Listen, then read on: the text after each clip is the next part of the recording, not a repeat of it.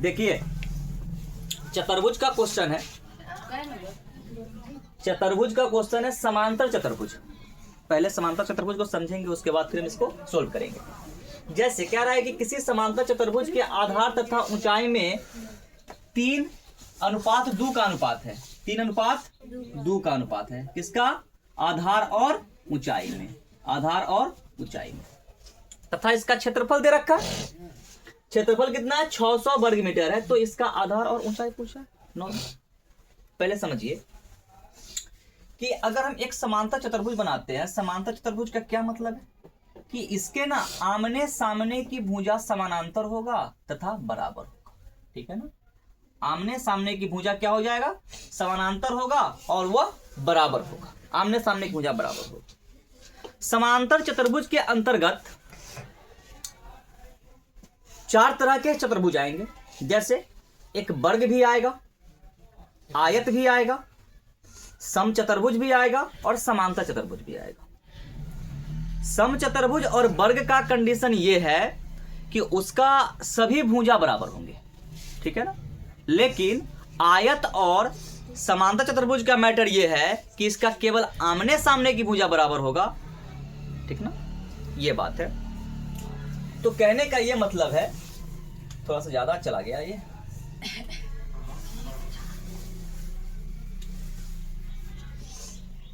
ठीक है, मान के चलते हैं कि एबीसीडी एक समांतर चतुर्भुज है।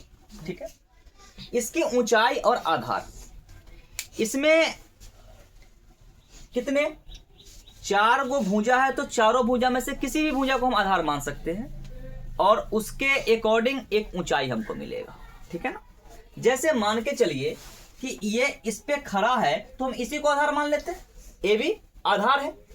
ए बी अगर आधार है तो देखना कि ए बी के जस्ट शीर्ष से एक लंबवत दूरी जो होगा यही ना इसका ऊंचाई होगा।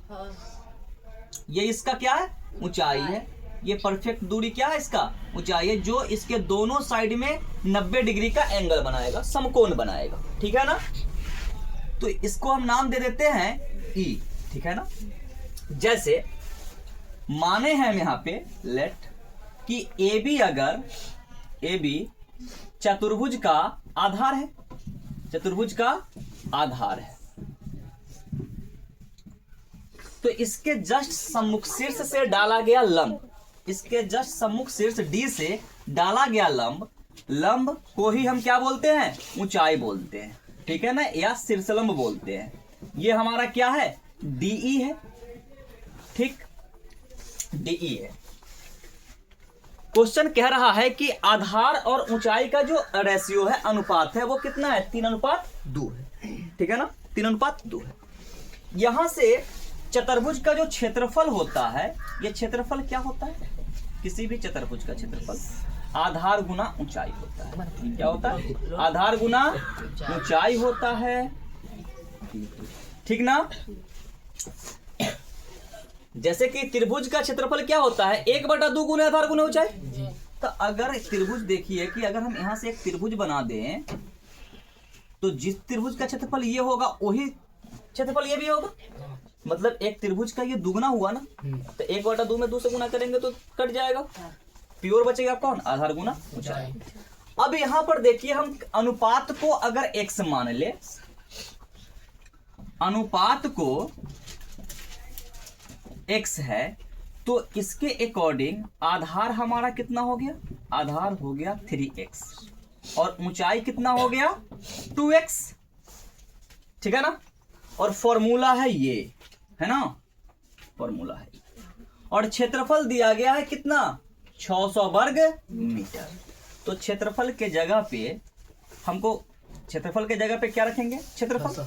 और आधार और ऊंचाई यहां से रख देंगे। x का मान मिलेगा और x क्या है? हमारा अनुपात है। ठीक ना? तो क्षेत्रफल बराबर यहां से आते हैं कि 600 = 3x इंटू 2x।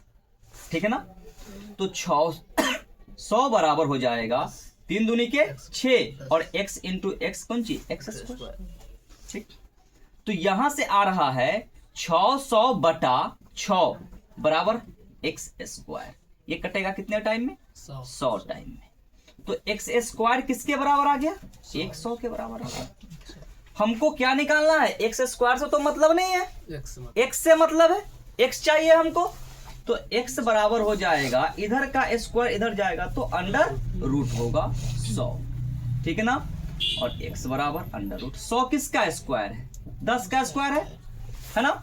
तो एक्स बराबर हमको क्या मिला? 10 स्क्वायर रूट लेकर के हट जाएगा 10, ठीक है ना। अब हम यहां से मान रख सकते हैं 3x और ये 2x। क्षेत्रफल का मात्रक था वर्ग मीटर, मतलब मीटर का स्क्वायर, लंबाई का मीटर और चौड़ाई का भी, ऊंचाई का भी मीटर, ठीक है ना। तो x बराबर हम यहाँ पे मीटर, ठीक है ना। यहां से लंबाई हमको कितना मिला? लंबाई नहीं, आधार है तो लंबाई ही, लेकिन यह है क्या? आधार है। आधार बराबर 3x, मतलब 3 गुना के 10 मीटर, मतलब कितना? 30 मीटर, ठीक। और ऊंचाई बराबर 2x, ऊंचाई बराबर 2x, मतलब 2 गुना के 10 मीटर, मतलब 20 मीटर। हमको लंबाई और आधार और ऊंचाई चाहिए था, वो मिल गया। किसी को कोई दिक्कत?